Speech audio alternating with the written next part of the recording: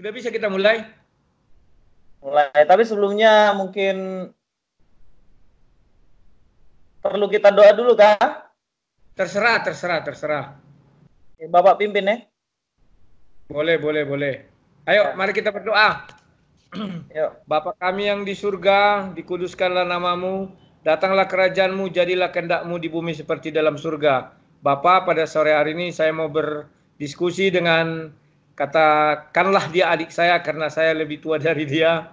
Bapa, bahwa kami ingin mencari sebuah pemahaman bersama mengenai firman-Mu ya Bapa. Kiranya jauhkanlah kami dari sifat iblis, atau jauhkanlah iblis dari diri kami, agar apa yang kami lakukan ini merupakan satu berkah bagi kami berdua dan juga orang-orang yang menonton. Bapak, kami tahu ada dosa dan kejahatan kami yang menghalangi doa kami ini. Kiranya Bapak ampunilah kami akan kesalahan kami, seperti kami mengampuni orang yang bersalah kepada kami. Doa ini kami panjatkan di dalam nama anak-Mu Tuhan Yesus Kristus, Tuhan dan Juru Selamat kami. Amin. Amin. Oke Pak. Silakan. Bisa mulai. Loh, saya kan saya mulai ya. Di dalam video saya dengan si Zulkifli, saya mengatakan, dia kan bertanya, Bible itu isinya apa? Apakah 100% firman Tuhan? Saya katakan bahwa Bible isinya ya adalah berisi firman Tuhan dan kisah manusia yang mengikutinya. Mengapa saya katakan demikian? Karena lah, mulai dari Kejadian, Keluaran, Ulangan, Bilangan, Imamat, itu adalah kisah yang lampau yang tidak mungkin kita Musa pun tidak mengerti karena kisah penciptaan Adam dan sebagainya macamnya. Maka itu betul 100% firman Tuhan. Tetapi setelah zaman perjanjian baru, ucapan Yesus itulah firman Tuhan. Karena Yesus adalah firman itu sendiri. Dan setelahnya itu mulailah kisah zaman rasul-rasul. Di dalam zaman rasul-rasul, mereka Tuhan tidak lagi berfirman kepada mereka kecuali kepada Paulus. Ketika Paulus di zaman Tuhan di Kisah Para Rasul 9. Itulah Tuhan berfirman, tetapi setelah itu ada juga Tuhan berfirman, tetapi tidak seperti kepada nabi-nabi seperti Musa dulu. Karena misi keselamatan mereka itu tidak ada lagi.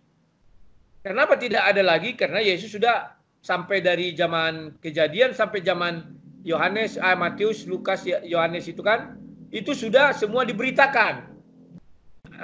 Para rasul hanya mengulang lagi kisah-kisah firman-firman tersebut dengan disesuaikan dengan kehidupan mereka. Maka dari itu ada istilahnya di dalam Bible itu ya, kisah para rasul itu, Rasul Paulus bercerita saya pergi ke sana katanya. Itu bukan difirmankan Tuhan, tetapi dia menulis mengenai kisah perjalanan dia, dan kalimat-kalimat dia ada yang tidak mengenai firman Tuhan pun ada. Contohnya misalnya tentang apa ya? Ya tadi itu saya pergi ke sana untuk melihat orang begini begono-gono, teman sepelayanan begini begono. Itu hanya ucapan dia. Banyak orang keliru memaknai apa firman Tuhan. Kenapa saya bilang banyak keliru? Contoh, kalau dari seberang memang orang itu tidak mengerti apa itu firman Tuhan. Contohnya Zulkifli M. Abbas. Sampai detik ini orang itu tidak berani berkata secara jelas bahwa firman Tuhan itu adalah suara Tuhan. Tidak berani orang itu bicara dengan jelas. Orang Kristen pun banyak kadang yang lupa atau ragu apa itu definisi firman Tuhan. Sehingga Louis Prasetyo kemarin mengatakan, temannya bukan dirimu, karena saya lihat situ temanmu yang mengomentari itulah diilhamilah 2 Timotius 3 ayat 16 kalau nggak salah saya yang dibilang dia, ya kan? Diilhami, ilham diberikan dari Tuhan. Berarti dia secara tidak langsung mengatakan firman sama dengan ilham dari Tuhan, ya kan? Maka dari itu kalau kita substitusikan, kalau kalimat matematika kan ada substitusi, kita masukkan di dalam Yohanes 1 ayat 1, dia tidak masuk. Pada mulanya adalah ilham Tuhan. Ya kan, ilham bersama-sama dengan Allah, maka ilham adalah Allah. Itu tidak masuk. Paham ya? Kalau ilham itu adalah Tuhan bukan berbicara, tetapi dia misalnya nih dapat penglihatan kayak si Yohanes di Pulau Patmos, itu ilham. Atau dia dapat pandangan atau apalagi itu. Tetapi kalau firman itu yang langsung diucapkan Tuhan. Contoh ketika Yesus bertemu dengan Paulus, kan langsung berbicara di situ ada suara. Itu firman Tuhan. Sama dengan ketika Tuhan berbicara kepada Musa dan kepada nabi-nabi yang lain. Oke, itu pengantar dari saya, silakan. Kita sepakat bahwa Alkitab kita bukanlah Alkitab yang langsung turun dari surga untuk ke dunia. Oke. Yup. Tapi Tuhan berbicara, mengungkapkan maksudnya melalui penulis-penulis Alkitab. Seperti misalnya Musa, Matius, Markus, Lukas, dan sebagainya. Tuhan mencatat melalui mereka apa yang dia maksudkan gitu. Makanya kenapa saya katakan firman Tuhan. Nah, mengenai mengenai Yohanes pasal 1 ayat yang 1 kan dikatakan di situ NRK Logos, yang artinya logos ini yang kemarin Bapak bilang adalah logos inilah firman, yaitu Yesus sendiri ya. Ya, logos. Nah, sepanjang kitab dari Kejadian sampai dengan Wahyu semuanya fokus, senternya satu, yaitu logos ini, yaitu Yesus. Kalau Perjanjian Lama, senternya menceritakan tentang bahwa logos ini akan datang ke dunia. Dan kalau Perjanjian Baru, kebanyakan menceritakan, hampir semua menceritakan tentang logos yang pernah datang ke dunia untuk menyelamatkan manusia. Jadi tema besar keselamatan ini, kalau menurut saya ya, tema besar Alkitab ini adalah sejarah tentang Yesus sebenarnya. Fokusnya di Yesus. Makanya kenapa saya katakan Alkitab firman Tuhan. Nah, logos ini mengejawantahkan menjadi dua hal. Yang pertama adalah logos masuk ke dalam daging, menjadi manusia. Itu Yohanes 1 ayat 14, Pak. Ya. Kalau kita baca kita baca ya. Ya, terus. Yohanes 1 ayat 14 itu dikatakan Kai hologos sarke egeneto. Sarke itu adalah daging. Daging egeneto menjadi daging. Jadi logos yang tadi adalah Allah yang bersama-sama dengan Allah pada akhirnya menjadi daging atau menjadi manusia. Nah, itulah kenapa saya mengatakan bahwa cerita sepanjang Alkitab itu adalah berisi tentang Yesus ini. Misalnya kayak pemanggilan Abraham. Abraham dipanggil, dari keturunanmu nanti akan menjadi berkat bagi orang lain, itu nubuatan tentang Mesias. Seperti Adam dan Hawa juga ketika dikatakan bahwa keturunanmu akan merempukkan kepala ular, itu adalah tentang Mesianik juga. Jadi fokus Alkitab ini adalah tentang logos tadi. Nah, logos selain menjadi manusia, logos juga menjadi graphe, yang artinya di dalam, makanya kemarin kami ambil di 2 Timotius 3 ayat 16, Pak. Di mana di situ kan dibilang asa graphe. Di situ graphe itu adalah tulisan. Tulisan yang artinya kemarin makanya dikatakan tulisan yang diilhamkan Allah. Nah, ilham ini kalau kita masukkan ke dalam Yohanes tadi 1 ayat 1 jelas nggak bisa. Karena di Yohanes tadi firman-nya logos kan dalam Yunaninya. Tapi kalau di dalam Timotius ayat 16 itu kan pakai bahasa Yunaninya theopneustos, yang artinya spirit dari Allah sendiri yang mengontrol penulis itu untuk menuliskan kisah tentang logos tadi gitu loh. Makanya kenapa saya bilang logos ini jadi manusia, logos menjadi kitab. Kitab ini bercerita fokusnya tentang logos yang ke dunia tadi begitu. Makanya kenapa sebentar. Sekarang aku mengatakan sesuatu. Karena orang sering mengatakan bahwa ini diilhami dari Tuhan, ilham dari Tuhan, maka ini dikatakan firman Tuhan. Itulah menyebabkan lahir nabi-nabi palsu. Semua nabi-nabi palsu mengatakan saya dapat ilham dari Tuhan. Padahal dia tidak pernah mendengar Tuhan berbicara, tidak pernah mendengar suara Tuhan, tapi dia hanya mengaku-ngaku dapat ilham dari Tuhan. Maka dari itu, saya selalu mengatakan, tidak satu kitab suci pun 100% berisi firman Tuhan. Semua orang hanya berkata dan mengaku-ngaku. Kenapa? Kelahiran nabi-nabi setelah Yesus itu adalah nabi palsu yang selalu berkata dapat ilham, dapat bisikan goib. Bahkan sampai sekarang pun ada para pendeta-pendeta orang Kristen mengatakan Yesus Tuhan berbicara kepada saya. Itu penipu, pembohong. Saya bilang kamu pembohong. Sebentar, kalau Tuhan berbicara kepada kamu, maka kamu adalah nabi baru. Sebab nabilah yang menerima firman Tuhan secara langsung. Maka tuliskanlah, buka dulu Wahyu 22 ayat 18. Cabut itu, baru tuliskan. Dulu di sini ada namanya seorang ibu ya, dari Pulau Nias sana. Dia selalu berkata, Tuhan berbicara kepada saya katanya.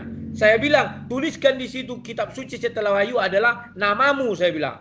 Katakan namanya misalnya Julia Robert 1 ayat 1. Kamu harus nuliskan, saya bilang. Sama dengan pendeta-pendeta yang mengaku top-top itu. Juga dia harus menuliskan. Tuhan berbicara kepada saya, cabut Wahyu 22 ayat 18, baru tulislah. Itu baru firman Tuhan. Tuhan berbicara langsung. Kalau ilham, semua manusia nanti mengatakan, saya diilhami Tuhan menulis ini. Mengapa para rasul, mengapa para rasul itu masuk, sebentar, mengapa para rasul itu masuk ke dalam Bible? Karena Yesus yang memilih mereka 12 orang, baru berkembang jadi 120 orang. Setelah itu mereka memurid-muridkan orang, dan terakhir dipilihlah Rasul Paulus. Di luar daripada 2 orang dan 120 orang ini. Itu Yesus langsung bertemu sama dia. Bedakan dengan nabi palsu yang datang terakhir-terakhir ini, tidak ada dinubuatkan, tidak ada dikatakan apa-apa. Tiba-tiba dia bertemu dengan entah jin, entah setan, entah apa. Ya kan? Dia mengaku-ngaku dapat ilham. Itulah berbahayanya ilham. Ya betul Pak. Jadi kalau yang seperti itu saya juga nggak setuju. Jadi gini, yang saya maksud dengan ilham yang pertama itu tadi ayat itu kan bilang grafe, segala tulisan. Jadi hanya berhenti di kanonisasi Kejadian sampai Wahyu, berhenti. Itu firman Tuhan. Jadi tulisan setelah itu udah bukan gitu loh, bukan firman Tuhan. Apalagi ada nabi ngaku-ngaku. Tuhan berpesan pada saya, kamu lakukan ini, kamu akan lepas dari virus corona dan sebagainya. Itu jelas itu bukan perkataan Tuhan itu. Karena di dalam Wahyu tadi yang Bapak bilang betul itu. Di dalam Wahyu dibilangkan bahwa orang yang menambahkan ataupun mengurangkan itu kan akan dapat malapetaka karena sudah berhenti. Sudah tidak ada lagi ilham lagi setelah itu. Sudah cukup. Alkitab kita final. Nah, kita setuju toh, Pak? Sama. Jadi netizen itu tidak salah kalau mengatakan Bung Louis harusnya menghubungi langsung si Rudi. Sang debater tanya apa maksudnya. Nah, sekarang saya ceritakan kenapa saya mengatakan begitu. Karena saya percaya saya tidak mau ngasih celah sama mereka ini untuk mengatakan bahwa Nabi saya adalah dapat ilham. Saya nggak mau ngasih celah itu. Iya, sama kayak ini. Saya tidak mau ngasih celah. Setiap berdebat saya jadi tidak memang pernah mengasih celah lawan debat saya untuk mengatakan Nabi dia itu adalah dapat ilham. Tidak akan saya kasih itu. Iya, kalau setelah dari kitab Wahyu, kalau ada orang bilang dia nabi, ada pesan dari Tuhan, itu salah. Tidak ada, sudah tidak ada lagi. Tetapi para nabi ini mendapatkan ilham sepanjang Kejadian sampai dengan Wahyu ini, seperti Rasul Paulus. Jadi gini, saya akan jelaskan beberapa cara Tuhan berbicara ya Pak ya. Mungkinkah saya dikasih waktu dulu bentar? Sebentar, tidak usah dijelaskan, karena menjelaskan itu kayak menggurui. Kita sebenarnya sudah tahu sama tahu. Ya, sama-sama tahu. Artinya saya menjelaskan supaya netizen tidak salah paham, Pak. Kalau ini sudah penjelasan yang benar, sebenarnya Anda dan saya intinya sebenarnya satu, sama. Hanya saja dirimu terlanjur ngomong bahwa apa yang saya lakukan itu harus diluruskan. Diluruskan pada bagian mana? Saya ini seorang pendebat, bukan seorang pendeta. Jadi saya tahu bagaimana cara berdebat, saya tahu bagaimana menutup celah orang itu untuk bertanya kepada saya. Yang saya mau luruskan itu berkenaan dengan pertanyaan saya ini Pak. Kecurigaan saya kepada Bapak itu, Bapak berpikir bahwa cerita yang mengikutinya, artinya cerita-cerita manusia itu bukan firman Tuhan gitu loh. Nah itu saya tidak setuju. Cerita yang ada di situ itu adalah orang yang mengikuti firman Tuhan. Maka itulah saya katakan berisi firman Tuhan dan kisah manusia yang mengikutinya. Firman Tuhan itu terjadi karena ada sebuah perjalanan manusia. Nah, menurut Bapak perjalanan manusia itu yang tertulis dalam Alkitab itu firman Tuhan atau bukan? Tidak. Karena Tuhan tidak Karena Tuhan tidak memfirmankan cerita itu kepada Rasul Paulus. Karena Rasul Paulus yang mengalami sendiri. Ngerti maksud saya? Nah. Ini loh, contoh. Rasul Paulus pergi ke Antioquia. Datang Tuhan. Ya. Maka Rasul Paulus pergi ke Antioquia, disampaikan kepada Rasul Paulus. Kan tidak demikian. Betul tidak begitu. Tetapi cerita ketika Paulus pergi ke Antioquia itu menceritakan tentang apa hati Tuhan yang ingin disampaikan kepada para pembaca dari Alkitab itu. Misalnya begini, Pak. Betul. Maka kan tidak 100% firman Tuhan. Kan kemarin saya jelaskan di video saya itu. Bagian ini firman Tuhan. Karena dia akan menjelaskan mengenai nya di situ adalah Yesus. Itu firman Tuhan. Tetapi ketika dia dibilang misalnya saya pergi makan dan minum ketemu orang. Itu bukan firman Tuhan. Rasul Paulus hanya menyampaikan firman Tuhan itu kembali. Karena Tuhan tidak berfirman lagi setelah Yesus datang menemui Rasul Paulus. Ada sih berfirman sekali lagi ada. Sorry, saya ralat. Ada satu kali lagi Tuhan berfirman. Ya. Nah, saya mau mengacu ke Roma dulu nih, Pak, diskusinya. Mungkin selisih paham kita itu di situ, Pak. Jadi begini, pertama Bapak percaya bahwa kisah-kisah dalam Alkitab sekalipun itu bukan firman Tuhan. Tetapi saya beranggapan bahwa semua kisah yang ada di dalam Alkitab itu firman Tuhan. Nah, di situ sebenarnya letak perbedaan dari kita berdua, Pak. Nah, kalau argumentasi saya itu mungkin bisa dari Roma 11 ayat 11 ya. Roma 11 ayat 11. Di situ Roma 11 ayat 11 itu dikatakan, maka aku bertanya, adakah mereka tersandung dan harus jatuh? Sekali-kali tidak. Tetapi oleh pelanggaran mereka, keselamatan telah sampai kepada bangsa-bangsa lain supaya membuat mereka cemburu. Ini adalah kisah, sebenarnya kalau kita lihat konteksnya bagaimana orang Israel itu dipilih Tuhan, tetapi orang Israel pada akhirnya jatuh. Dan akhirnya keselamatan itu tidak hanya dimiliki orang Israel, tetapi dimiliki seluruh bangsa. Sesuai dengan nubuatan Tuhan yang disampaikan kepada Abraham. Nah, dari kisah Israel ini, kalau kita comot misalnya satu kisah kayak Abraham, dia menikahi budaknya begitu. Kalau kita lihat ya sepintas begitu, ya itu bukan firman Tuhan. Kalau dari sisi manusianya. Tapi kalau kita masukkan cerita ini di garis besar Allah, kisah yang dialami oleh Abraham ini dipakai. Jadi cerita kisah-kisah yang sepenggal-sepenggal itu dipakai Tuhan untuk mengungkapkan maksudnya, gitu. Jadi sekalipun di situ ada percakapan antara sesama manusia, tetapi Tuhan pakai itu untuk mengungkapkan maksudnya. Seperti misalnya, benar tuh. Saya sudah paham apa yang kau maksudkan. Kalau yang saya katakan dia menjelaskan tentang kerajaan surga, Rasul Paulus hanya menyampaikan firman Tuhan kembali. Bukan berarti Tuhan berfirman kepada Rasul Paulus menyampaikan. Tidak. Semua yang diucapkan Rasul Paulus sudah pernah diucapkan dari zaman dulu. Zaman Yesus. Makanya dia bilang, maka aku bertanya, adakah mereka tersandung dan harus jatuh? Kan demikian. Nah, Rasul Paulus bertanya, kalau firman itu Allah menyampaikan sama Rasul Paulus. Maka aku bertanya, kata Tuhan kepada Rasul Paulus kan, adakah mereka tersandung dan harus jatuh? Sekali-sekali tidak. Maka disampaikan Rasul Paulus lah. Maka aku bertanya, adakah mereka tersandung dan harus terjatuh? Itu bukan seperti itu. Makanya aku katakan ini kisah manusia yang mengikutinya. Kecuali Yesus. Apa yang diucapkan Yesus 100% firman Tuhan. Karena Yesus adalah firman yang menjadi manusia. Paham maksud saya kisah itu ya? Jadi pada bagian mana ini adalah firman Tuhan? Contoh, yang ayat yang kamu ambil tadi, ini ayat 16. Jikalau roti sulung adalah kudus, maka seluruh adonan juga kudus. Dan jikalau akar adalah kudus, maka cabang-cabangnya juga kudus. Ini firman Tuhan. Ya. Tetapi ketika Rasul Paulus berkata, maka aku berkata. Masa Tuhan menyampaikan, Rasul Paulus, maka aku berkata bilang sama jemaatmu. Tidak seperti itu. Itu kisah. Rasul Paulus pada saat itu sedang berbicara kepada orang. Apa isi pembicaraan Rasul Paulus? Aku berkata kepadamu. Itu kan petikan langsung. Hai bangsa-bangsa, bukan Yahudi. Disampaikannya lah firman Tuhan. Justru karena aku adalah rasul untuk bangsa-bangsa bukan Yahudi, aku menganggap hal ini kemuliaan pelayananku. Yang diucapkannya itu kemudian adalah firman Tuhan. Maka sampai 16. Jikalau roti sulung adalah kudus, maka seluruh adonan juga kudus. Dan jikalau akar adalah kudus, maka cabang-cabang. Itu firman Tuhan. Disampaikan Rasul Paulus.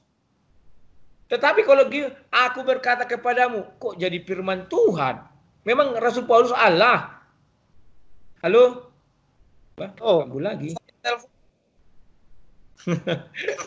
Telepon bisa ditolak. Ya, ayo lanjut. Oke, jadi intinya disitulah sebenarnya selisih paham kita. Tapi saya mau gini ya, dari sudut pandang dulu saya Pak. Saya bukan mau menggurui atau apa, saya cuma mau mengungkapkan maksud saya begitu.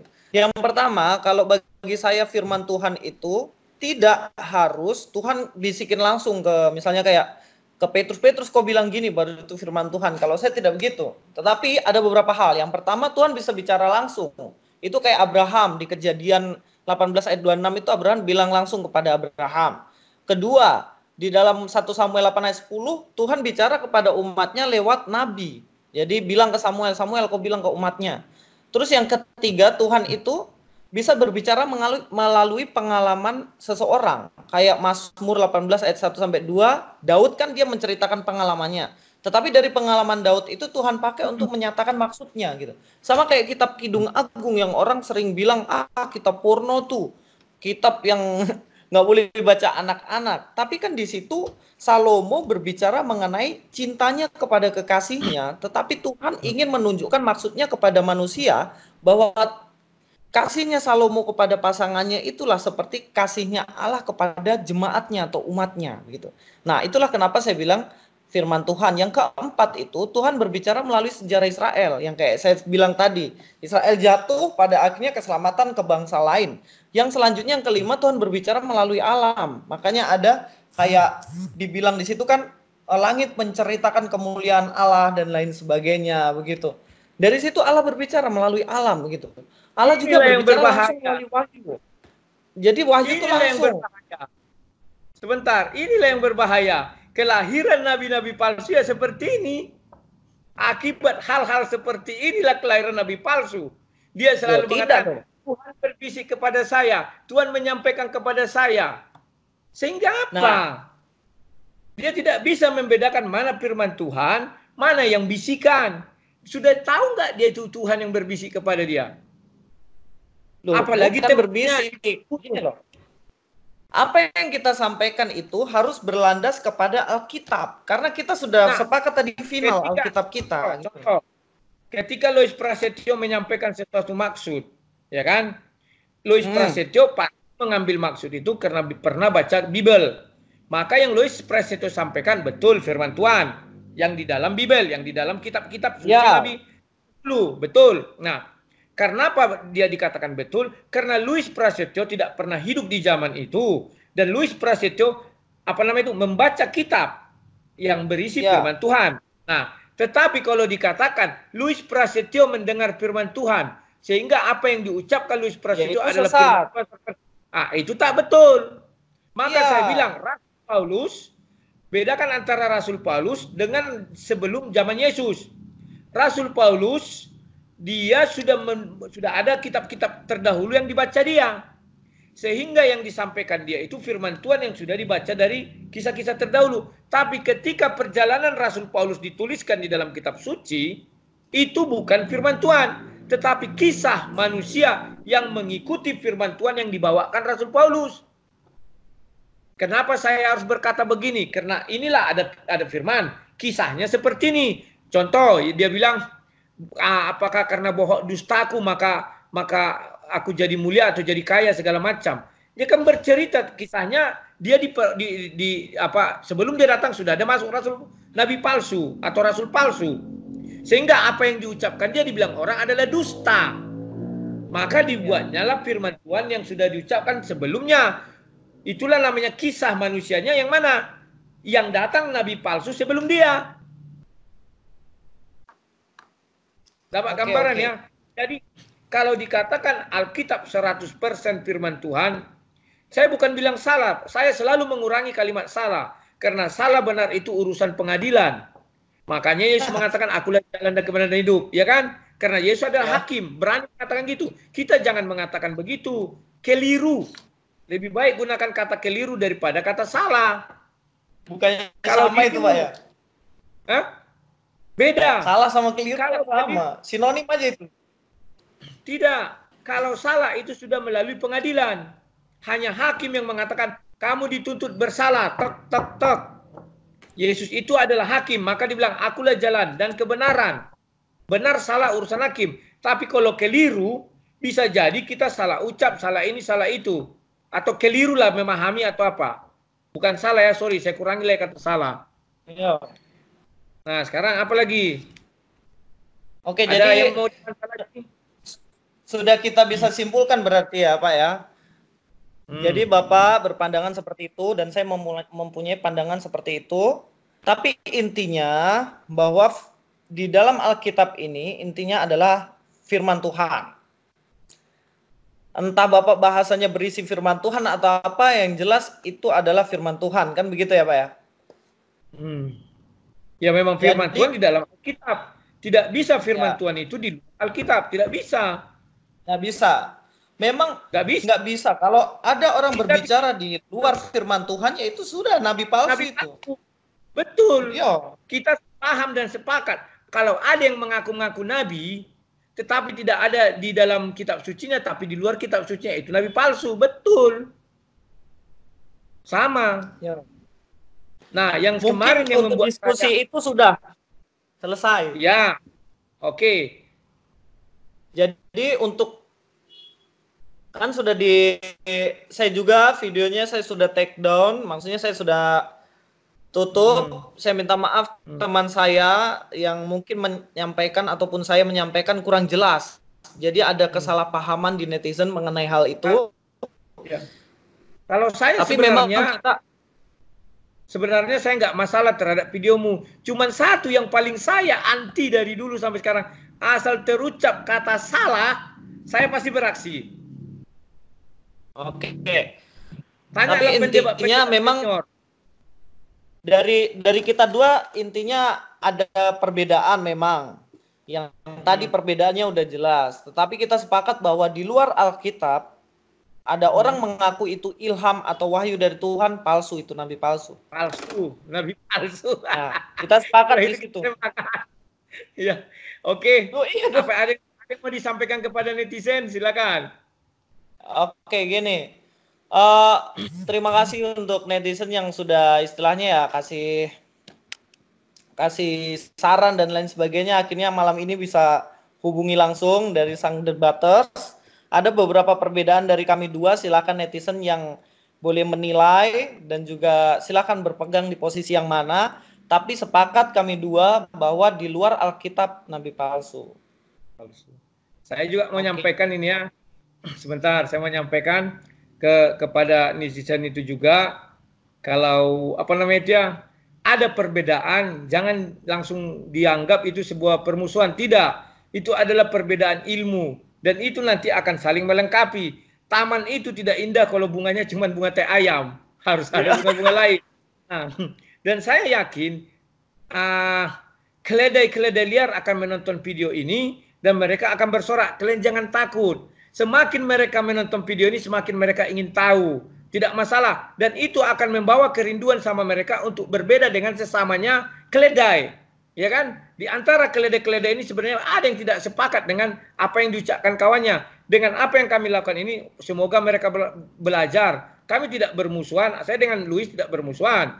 Memang kami belum pernah jumpa, tetapi sekarang sudah jumpa dan sudah mulai mengenal satu sama lain. Ya. Oke, sudah bisa kita akhiri yang ini. Kita juga belajar bahwa kalau ada pengajaran ya kita harus kritis juga, jangan iya ditipu. Betul. Juga iya. Betul sekali. Itulah kehebatan orang Kristen dan kedemokratisan orang Kristen. Kalau ada pengajaran, Yesus pun sudah mengatakan uji. Jadi yang kita lakukan ini adalah perintah Yesus, menguji satu sama lain. Demikian, jangan kalian takut berbeda. Berbeda itu hal biasa. Asal jangan kita menghujat. Oke ya? Tapi yang pertama, yang penting perbedaan nggak apa-apa. Yang penting pertama harus percaya bahwa Yesus adalah Tuhan dan Juru Selamat kita. Dan Alkitab adalah firman Tuhan. Kalau sudah tidak percaya Yesus Juru Selamat ya kita harus sikat. Iya, betul. Dan harus meninggalkan Yesus. Oke, ini kita tutup dulu ya. Banyak, Pak.